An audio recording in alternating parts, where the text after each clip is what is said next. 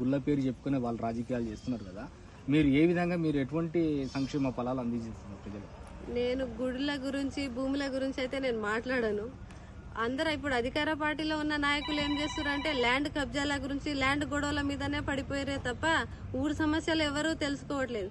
ఇప్పుడు వాళ్ళకు మన పిల్లలకు మనం ఇచ్చేది ఏంటి? ఫస్ట్ ఆస్తులు కాదు, మంచి చదువునివ్వాలనేదే నేను చెప్తున్నాను. మంచి చదువునిస్తే ఒక ఫ్యామిలీలో చదువుకుంటే ఫ్యామిలీ మొత్తాన్ని చూసుకుంటారు వాళ్ళు. ఇప్పుడు ఒక ఊరిని చూసుకుంటారు. అలా చెప్తున్నాను, నేను అందరికీ మంచి చదువునివ్వాలనే చెప్తున్నాను. మీరు అన్ని గ్రామాలు తిరుగుతున్నారు కదా, మహిళల నుంచి ఏ విధంగా రెస్పాన్స్ వస్తుంది?